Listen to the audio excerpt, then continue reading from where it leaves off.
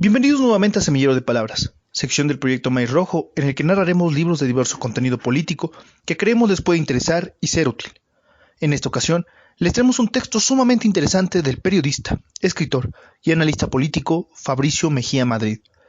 Egresado de la UNAM, es colaborador del semanario Proceso y de los diarios La Jornada y El Universal. Tiene algunos libros que tocan aspectos políticos como Disparos en la Oscuridad, del 2011, Nación TV, del 2013, entre otros. Sin embargo, abordaremos esta vez el texto que lleva por nombre Los Hichas, los ejércitos de la noche, del año 2019, perteneciente a la serie Vientos del Pueblo, editado por el Fondo de Cultura Económica, que narra los hechos de violencia de Estado en contra de las comunidades indígenas en Oaxaca, acusadas de apoyar al Ejército Popular Revolucionario, organización nacida de la unidad y los esfuerzos de las reminiscencias del Partido de los Pobres y de la Unión del Pueblo, amalgamados en torno al Partido Revolucionario Obrero Clandestino, Unión del Pueblo, Partido de los Pobres, o por sus siglas, PROCUP-PDLP, que en 1996 saldría a la luz después de desatada la campaña de violencia contra el EZLN. Sin más, comencemos. Esta historia comienza con un cadáver. Es la madrugada del 29 de agosto de 1996 en La Crucecita, Huatulco. Los militares levantan el cuerpo del polvo, se lo llevan y reaparece con el nombre de Fidel Martínez. Todo cobra sentido para la inteligencia militar. Es el mismo nombre de quien apenas 3 meses atrás había pedido licencia de su cargo como regidor de Hacienda en San Agustín Los Hicha. 3 meses después, es un comandante caído del Ejército Popular Revolucionario, el mismo que dirigió a los guerrilleros contra el cuartel de los marinos en Huatulco. Eso cuadra a la policía. El cadáver vincula su suerte a la de toda la región Los Hicha, a cientos de kilómetros del ataque perrista, y cuyas autoridades civiles ese día no pudieron estar haciéndose los guerrilleros porque justo era el día de San Agustín, principal festividad del lugar. Pero para el gobernador de Oaxaca, Diodoro Carrasco Altamirano, y para el presidente Zedillo, no había duda de que los zapotecos eran del EPR. El día siguiente, las tropas se desplazan a la región de la Los Hicha y comienzan los arrestos masivos, las torturas en sótanos con música a todo volumen, donde personas monolingües son interrogadas en español sobre los grupos armados, las casas de seguridad y las redes de apoyo. Todos, sin excepción, son obligados a estampar sus huellas digitales en hojas en blanco. La vaga certeza de que estos campesinos, quienes se encuentran entre los más pobres del país, $20 de ingreso al mes, son guerrilleros, se alimenta de la cantidad.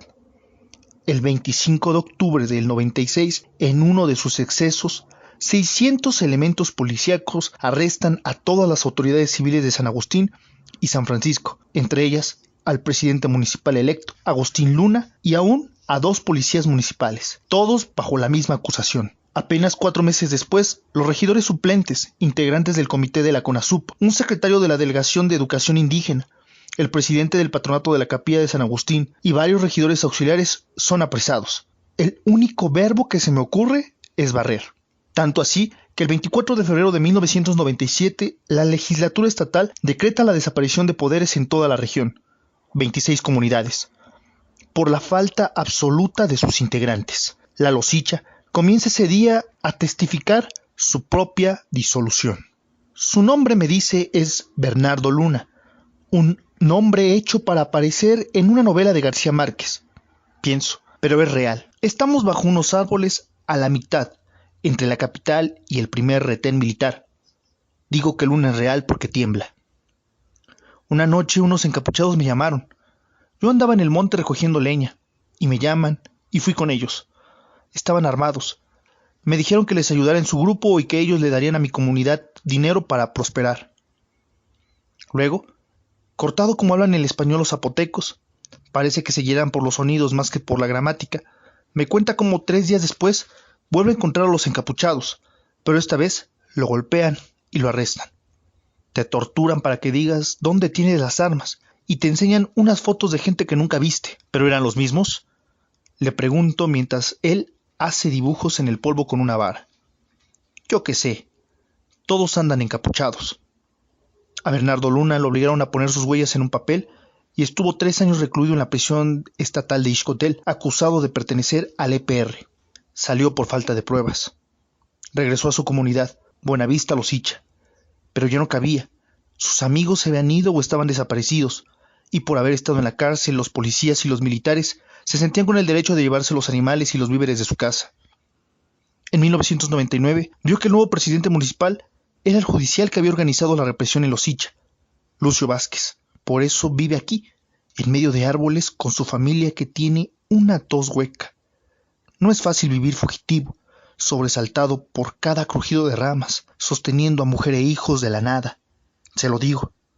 La comida no es muy distinta en la cárcel. Se ríe. Allá también nos daban chipil con agua, y a veces sin el chipil. Llego a Oaxaca 15 días después de que el nuevo edil de San Agustín, Jaime Valencia, fuera acribillado a las afueras del palacio. Para los campesinos su muerte no altera en nada lo que sienten desde agosto de 1996. Mientras voy platicando con ellos, los medios insisten en que el EPR se está reorganizando en Oaxaca.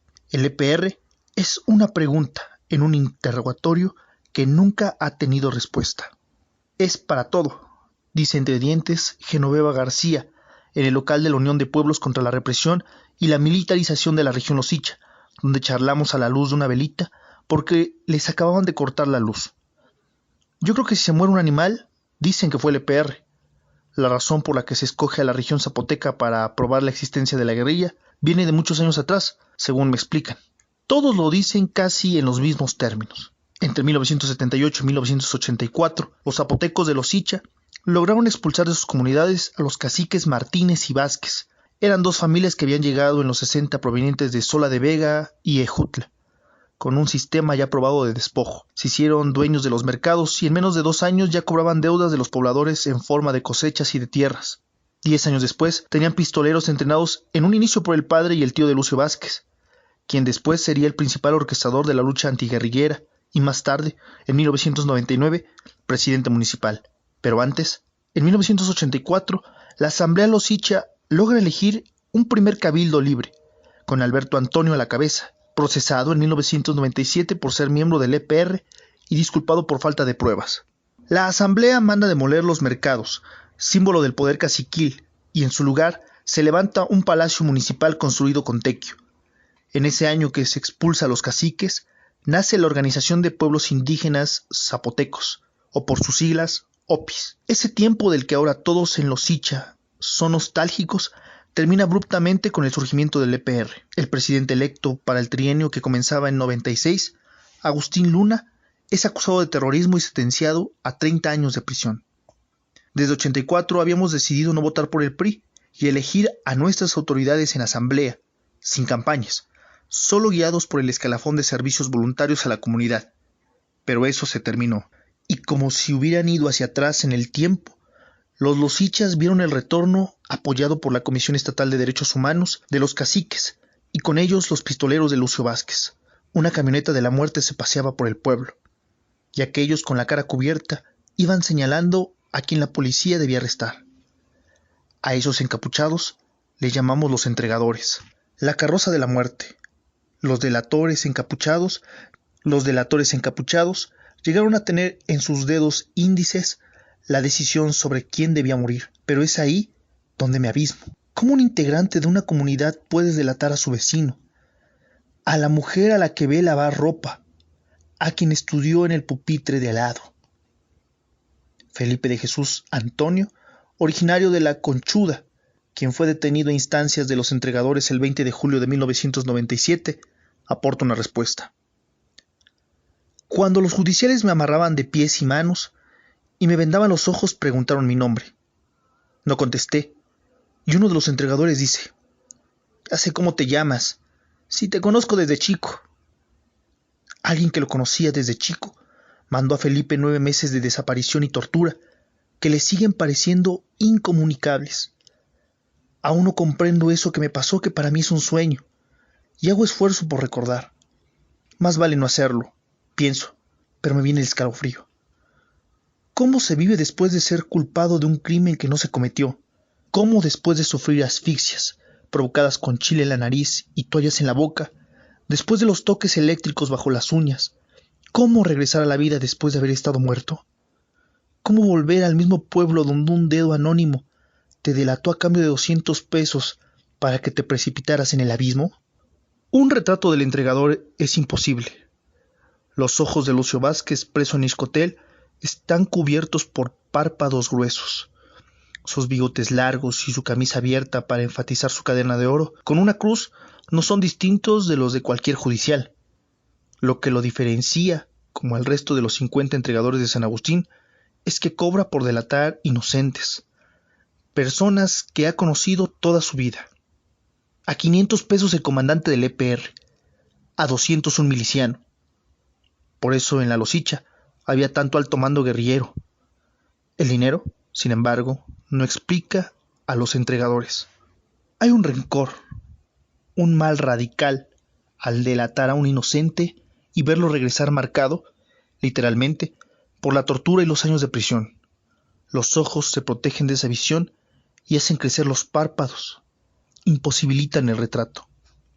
Las cicatrices en la nariz y los párpados de Juan Sosa Maldonado son signos de una de las más oscuras historias inimaginables, la del otro, el que solo por parecerse al criminal termina pagando una condena ajena.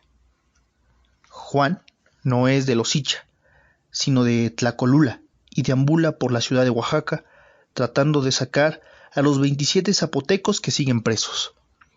Es una forma de atemperar las memorias que lo persiguen y que inician el 15 de julio de 1998, cuando andaba de compras en San Felipe del Agua y 4 judiciales lo treparon a un suru rojo. Le alcancé a gritar mi nombre a una señora que iba pasando, y de la cajuela del suru sale otra voz. ¡Y yo me llamo Simón Aurelio! No supo más. Dentro de un cuarto es torturado con la asfixia, la falta de comida, agua y sueño, las golpizas y las amenazas a su familia. Me ponen una capucha y comienzan a decirme que correspondo al perfil de un comandante del EPR y que van a tener que presentarme como culpable en un asunto. Así de plano, me asombro. Así. Yo les digo que me dedico a vender zapato y que no sé de política.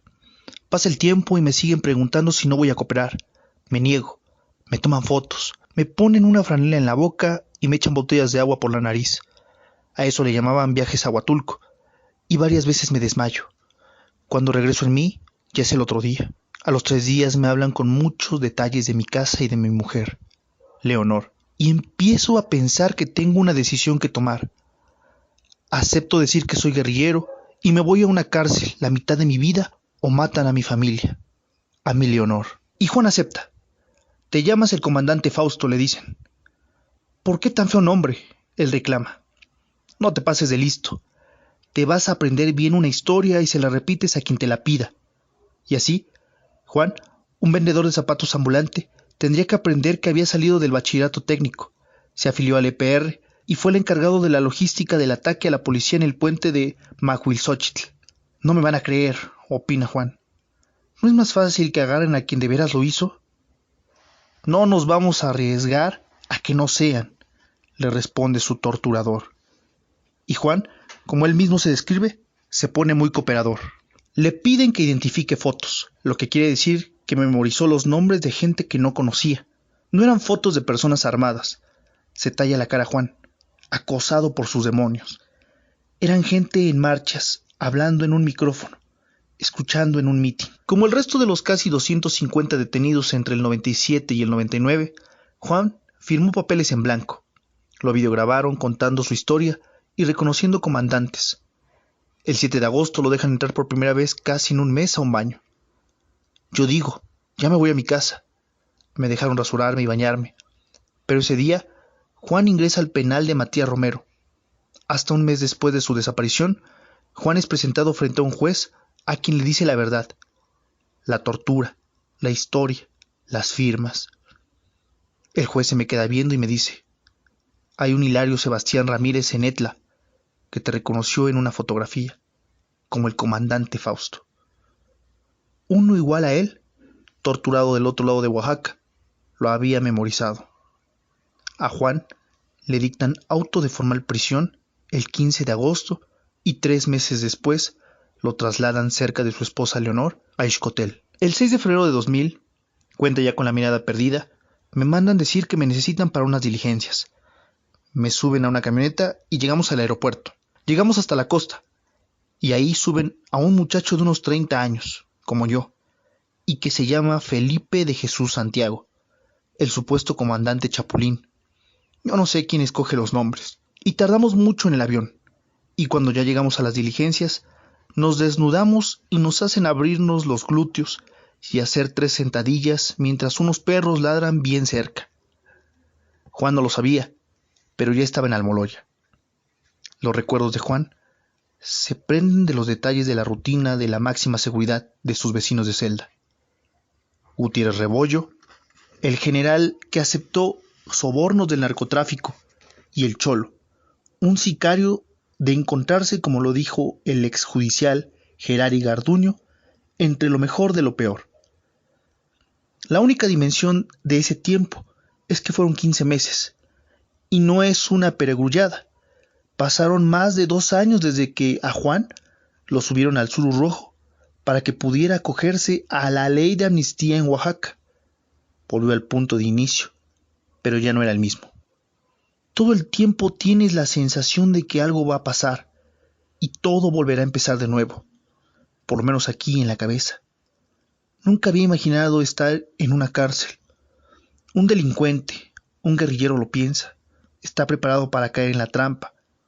Es una posibilidad en su vida, ¿no? Pero yo llevaba una vida con Leonor y mi hijo, y de ahí ya nunca supe lo que seguía. Ahora seguido me tocan la puerta de la recámara fuerte como con cachas de pistola y me despierto, tras comandar alrededor de 300 señalamientos a presuntos guerrilleros en Alosicha, que llevaron a la desaparición de poderes, ya que prácticamente todos los hombres mayores de 10 años huyeran a la Sierra Sur, a la ciudad de Oaxaca o a San Quintín en Sonora. Lucio Vázquez, el antiguo cacique, ahora metido a ayudante de la inteligencia militar, se convirtió en presidente municipal el 12 de octubre de 1998. Logró conformar en asamblea a los otros caciques, las guardias blancas, algunos de sus familiares y Antorcha Campesina. No había nadie más. Todos estaban encarcelados o fugitivos. De las 9,000 personas del padrón electoral, esa vez solo votaron 1,349. Se dice en Losicha que más de la mitad no votó a mano alzada, sino que solo levantaron sus AK-47. No sé si los entregadores levantaron el dedo índice. Si les gustó este audiolibro, regálenos un like y compártalo. Por mi parte es todo. Los esperamos en otra ocasión de Semillero de Palabras. Hasta la próxima.